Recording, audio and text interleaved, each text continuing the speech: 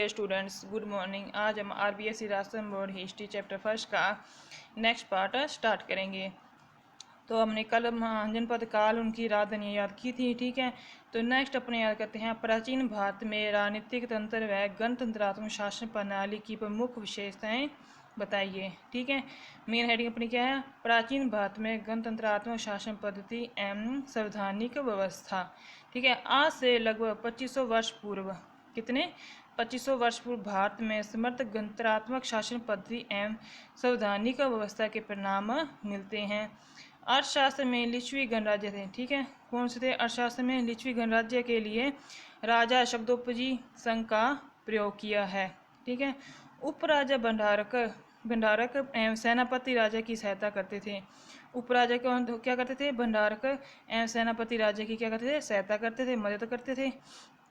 सभा या संस्था, क्या? सभा या संस्था गणराज्यों के कुल प्रमुखों की सर्वोच्च सभा होती थी, ठीक है। जिस स्थान पर सभा की जाती थी उसे क्या कहते थे? संस्थागर कहा जाता था, ठीक है। संस्थागर में सदस्यों के एक निश्चित क्रम में बैठने की व्यवस्था आसन प्रणापक नाम का अधिकारी करता था, ठीक है। इस नाम का एक अधिकारी होता था, वो क्या करता था? निश्चित क्रम में बैठने की व्यवस्था करता था। संस्था में सदस्य द्वारा औपचारिक प्रस्ताव प्रस्तुत किया जाता था, ठीक है। औपचारिक जो प्रस्ताव थे उसे क्या किया जाता? औपचारिक प्रस्ताव जो है प्रस्तुत किया जाता था, ठीक है। वाद विवाद के बाद सर्वसम्मति न बनने पर मतदान की भी व्यवस्था थी, ठीक है। गणतंत्रों की न्यायिक व्यवस्था का भी विशेष स्थान था, ठीक है। गणतंत्र की जो न्यायिक व्यवस्था होती थी उनके लिए भी विशेष स्थान था। बुद्ध घोष की अटाकथा के अनुसार अपराधी की जांच पड़ताल 7 न्यायिक अधिकारियों के द्वारा की जाती थी। कितने अधिकारी थे? 7 न्यायिक अधिकारी होते थे, उनके द्वारा उनकी जांच पड़ताल की जाती थी। प्राचीन भारत में प्रजातंत्र यहाँ का यह अनुकरणीय उदाहरण था, ठीक है। लेकिन यह व्यवस्था लंबे समय तक नियंत्रण नहीं रह सकी, लंबे समय तक नियंत्रण नहीं चल सकी। कालांतर में मौर्य शासक चंद्रगुप्त ने संपूर्ण राष्ट्र को एकता के सूत्र में बांधने का क्या किया था? प्रयास किया था। उसने केंद्रीकृत शासन व्यवस्था की स्थापना कर संपूर्ण भारतवर्ष को एक राजनीतिक इकाई के रूप में संगठित किया था। क्या किया था उसने? संपूर्ण भारतीय इकाई को एक राजनीतिक संगठन में के रूप में संगठित करने का प्रयास किया था, ठीक है। नेक्स्ट अपने पढ़ेंगे वैदिक काल के समाजी जीवन की प्रमुख विशेषताएं। अब इसकी प्रमुख वैदिक काल के समाजी जीवन की प्रमुख विशेषताएं क्या क्या थी? नंबर देखो, वर्ण व्यवस्था। ऋग्वेद के पुरुष सूक्त के 10वें मंडल में परम पुरुष से उत्पन्न भारतीय समाज के 4 वर्णों ब्राह्मण, क्षत्रिय, वैश्य एवं शूद्र का क्या उल्लेख है, ठीक है। ये 4 नाम तो कॉमन ही आपने सुनी हुई हैं, ठीक है। यह व्यवस्था कर्म पर आधारित थी, ठीक है। किस पे? अपने कर्म पर आधारित थी। इन वर्णों का मुख्य आधार क्या था? व्यवसाय था, ठीक है। शतपथ ब्राह्मण ग्रंथ का कथन है कि कोई भी व्यक्ति ज्ञान से ब्राह्मण बनता है, ना कि जन्म से, ठीक है। क्या? वो ज्ञान से ब्राह्मण बनता है, ना कि जन्म से, जन्मजात होता है, ठीक है। ऐतरेय ब्राह्मण ग्रंथ का कर्ता महिदास किसी अज्ञात आचार्य की पत्नी दूतरा या शूद्र वर्ण का पुत्र था, ठीक है। इसलिए ये ऐतरेय कहलाया, ठीक है। इतना ही, मतलब आपका ये 2 नंबर का क्वेश्चन बन के आएगा। 2 नंबर क्वेश्चन के हिसाब से आपको वैदिक काल के समाजी जीवन की प्रमुख विशेषताएं बताइए। तो प्रमुख इसमें आपको मेन मैंने आपकी लाइनें लिख दी हैं, तो आपको इतना ही बताना मेन में 2 नंबर के हिसाब से क्वेश्चन आए। तो बाकी इसमें डिटेल कोई ज़्यादा लंबी चौड़ी नहीं करनी है। व्यवस्था क्या है? आश्रम व्यवस्था क्या है? आश्रम व्यवस्था का विकास उत्तर वैदिक काल से माना जाता है। कौन से? ये उत्तर वैदिक काल से माना जाता है। उपनिषदों में अधिकांशतः 3 ही आश्रम थे: ब्रह्मचार्य, गृहस्थ आश्रम और वानप्रस्थ आश्रम, ठीक है। धर्मसूत्र साहित्य एवं स्मृति ग्रंथों में आश्रम व्यवस्था की जानकारी एवं इससे संबंधित व्यवस्थाओं का उल्लेख मिलता है। मनुष्य की आयु 100 वर्ष मानकर उसे 4 आश्रम में विभाजित किया गया है, ठीक है। मनुष्य की कितनी आयु मान ली? 100 वर्ष मान ली है, ठीक है। उसे 4 आश्रम में विभाजित किया गया है, जैसे 25-25 फिर 25-25, ठीक है। 25-25 भागों में इसे कर दिया, अलग अलग डिवाइड कर दिया है। प्रत्येक की अवधि 25 वर्ष निर्धारित की गई है। ये 4 आश्रम हैं। ब्रह्मचार्य आश्रम, गृहस्थ आश्रम, वानप्रस्थ आश्रम और संन्यास आश्रम। ठीक है, ब्रह्मचार्य आश्रम में क्या था, मनुष्य ब्रह्मचार्य आश्रम में धर्म से परिचित होता है। ठीक है, शिक्षा प्राप्त कर उसकी साधना करता है। क्या कहते हैं, शिक्षा प्राप्त करके उसकी क्या कहता है, साधना करता है। गृहस्थ आश्रम में क्या है, गृहस्थ आश्रम में मनुष्य धर्मरत होकर अर्थ और काम को प्राप्त करता है। ठीक है, वानप्रस्थ आश्रम में क्या है, मनुष्य वानप्रस्थ आश्रम में वह पूरा समय समाज कार्य के लिए लगाता है, कि अपना पूरा समय समाज कल्याण की सेवा के लिए लगाता है। संन्यास आश्रम, संन्यास आश्रम में वह मोक्ष प्राप्त के लिए साधना करता है। आश्रम व्यवस्था का विकास रूप में हमें सूत्रकाल और महाकाव्य काल में देखने को मिलता है। ठीक है, और संस्कार द्वारा जीवन का परिष्कार क्या है, संस्कार द्वारा जीवन का संस्कार द्वारा जीवन का परिष्कार भारत में व्यक्तिगत जीवन को सुव्यवस्थित कर पूर्णता की ओर ले जाने के लिए जिन धार्मिक व सामाजिक क्रियाओं का अपनाया जाता है उसे क्या कहते हैं, संस्कार कहा जाता है। क्या है इसमें, भारत में व्यक्तिगत जीवन को सुव्यवस्थित कर, ठीक है, पूर्ण से व्यवस्थित कर की ओर ले जाने के लिए जिन धार्मिक और सामाजिक क्रियाओं को अपनाया जाता है, भी धार्मिक और सामाजिक जो क्रियाएं होगी उनको कहा जाता है, उसे क्या कहते हैं, संस्कार कहा जाता है। संस्कारों का विस्तृत विवेचन ग्रह सूत्रों, धर्म सूत्रों और स्मृतियों में मिलता है। ठीक है, वर्तमान में 16 संस्कारों को प्रमुख माना गया है। संस्कार कितने होते हैं, 16 संस्कार बताए गए हैं। ठीक है, अब नेक्स्ट क्वेश्चन अपना क्या है, पुष्पार्थ क्या है। ठीक है, पुष्पार्थ की अवधारणा क्या दी हुई है इसमें, पुष्पार्थ से तात्पर्य पुरुष या मनुष्य के योग्य अर्थ अथवा मूल्य है। क्या इसका योग्य अर्थ अथवा मूल्य से है, मूल्य से तात्पर्य आदर्श से है। ठीक है, जिन आदर्शों का अनुसरण मनुष्य को अपने जीवन से में करना चाहिए वे क्या हैं, पुष्पार्थ हैं। कोई हार नहीं इसकी ये अवधारणा। पुष्पार्थ से तात्पर्य पुरुष ही मनुष्य के योग अथवा मूल्य से है, मूल्य से तात्पर्य आदर्श से है। जिन आदर्शों का अनुसरण मनुष्य को अपने जीवन में करना चाहिए वे क्या कहलाते हैं, पुष्पार्थ कहलाते हैं। ठीक है, अब पुष्पार्थ कितने थे, 4 प्रकार के थे, धर्म, अर्थ, काम और मोक्ष।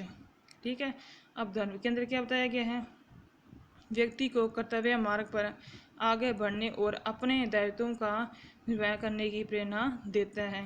इसमें क्या बताया गया, धर्म के बारे में बताया गया है। अर्थ में इसका प्रयोग व्यापक अर्थ में किया गया है। ठीक है, अर्थ भौतिक सुखों की सभी आवश्यकताओं और साधनों का द्योतक है। ठीक है, काम में इसका तात्पर्य उन सब इच्छाओं से है जिनकी पूर्ति करके मनुष्य सांसारिक सुख प्राप्त करता है। मोक्ष इसका तात्पर्य हृदय की अज्ञानता का नाश करके जन्म मरण के चक्कर से मुक्त प्राप्त करना है। ठीक है, प्रथम 3 पुष्पार्थ का संबंध मनुष्य के सामाजिक, देखो प्रथम 3 पुष्पार्थों का संबंध मनुष्य के समाज के सांसारिक जीवन से है। ठीक है, तीनों का तो संबंध क्या है, सांसारिक जीवन से है, जबकि चौथे पुष्पार्थ का संबंध किससे है, अध्यात्मक से है। इसका क्या संबंध है, अध्यात्मक से है, मोक्ष का। ठीक है, अगर नेक्स्ट अपना आता है ऋण या यज्ञ की अवधारणा।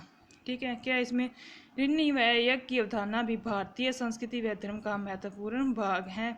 ये ऋण मनुष्य के सामाजिक दायित्वों से संबंधित है। ठीक है, भारतीय ऋषियों ने 3 त्रिऋण की व्यवस्था की है। ठीक है, ये ऋण है देव ऋण, ऋषि ऋण, पितृ ऋण।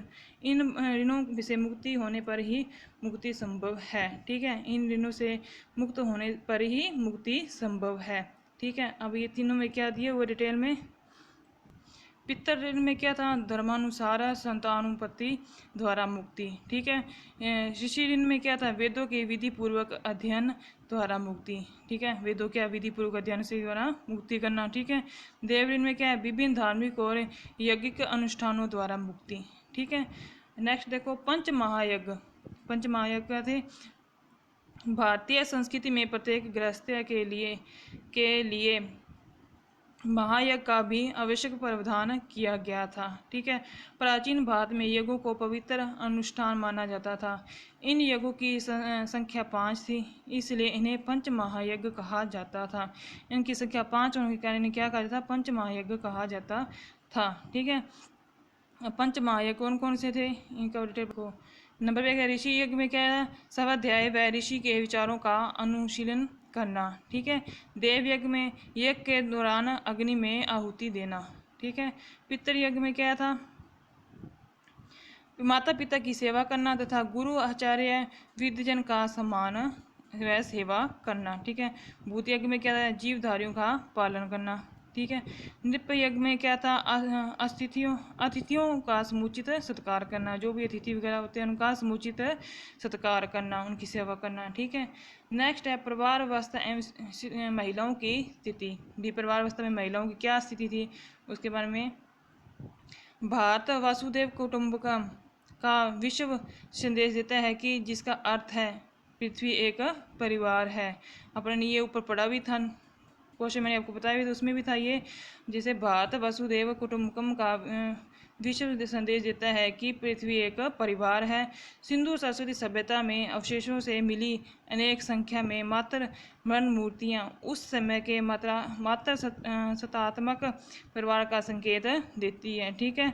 वैदिक संहिताओं में परिवार के स्थान पर कुटुंब शब्द का प्रयोग हुआ है। किसका प्रयोग हुआ है, कुटुंब शब्द का प्रयोग हुआ है। वैदिक युग में पितृ सत्तात्मक परिवार का उल्लेख है। ठीक है। ऋग्वेद में ऋषियों की तरह ऋषिकाएँ भी थी जो यज्ञिक अनुष्ठानों का संपादन करती थी। ठीक है। भारतीय कुटुंब का स्वरूप पति पत्नी माता पिता व बच्चों के संबंधों पर आधारित था। यह हमारे धर्म शास्त्र में विवाह के 8 प्रकारों का उल्लेख मिलता है। कितने प्रकार का उल्लेख मिलता है, 8 प्रकार के विवाह के प्रकारों का उल्लेख मिलता है। ठीक है। नेक्स्ट है ये धार्मिक जीवन की उपलब्धियाँ। देखो धार्मिक जीवन की उपलब्धियों में क्या था, सांस्कृतिक विशेषताओं एवं समृद्धि के कारण ही भारत को विश्व गुरु का दर्जा प्राप्त था। ठीक है। वैदिक कालीन सभी देवी देवता प्राकृतिक शक्तियों से संबंधित गुणवाचक नाम थे। इन्हें 3 वर्गों में बांटा गया था। पहला गुण है स्वर्गवासी देवता या आकाशवासी हो गया। ठीक है। पृथ्वी देवता या पृथ्वी वासी हो गया। वायुमंडलीय देवता या अंतरिक्षवासी। ठीक है।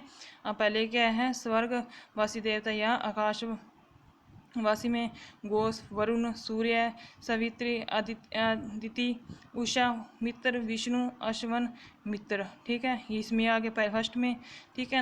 पृथ्वी देवता या पृथ्वीवासी में क्या था, पृथ्वी हो गया, अग्नि हो गया, सोम, बृहस्पति, सरस्वती आदि। ठीक है। नंबर 3 पे क्या है, वायुमंडल देवता या अंतरिक्षवासी। ठीक है। वरुण, वात, इंद्र, रुद्र, पर्जन्य, मारुत। ठीक है। ये सारे इसमें अलग अलग है। ऋग्वेद में कहा गया है कि सत्य ईश्वर एक ही है। क्या है, सत्य ईश्वर एक ही है। ऋषि ने उसका अलग अलग रूपों में वर्णन किया है। उपनिषदों में उसे परम ब्रह्मा की संज्ञा दी गई है। किसकी संज्ञा दी है, परम ब्रह्मा की संज्ञा दी गई है। उपनिषदों के दर्शन के अनुसार संपूर्ण ब्रह्मा से पूर्व जगत की उत्पत्ति हुई है। आत्मा का ब्रह्म में विलय होना ही मोक्ष कहलाता है। उपनिषद दर्शन की विवेचना करने वाले महापुरुषों में रामकृष्ण परमहंस, स्वामी विवेकानंद हो गया, स्वामी रामतीर्थ, महर्षि अरविंद व स्वामी दयानंद सरस्वती प्रमुख हैं। ठीक है। तो आज अपन इतना ही कर लेना। आर्थिक जीवन की उपलब्धियाँ अपने कल स्टार्ट करेंगे। Thank you. Have a nice day.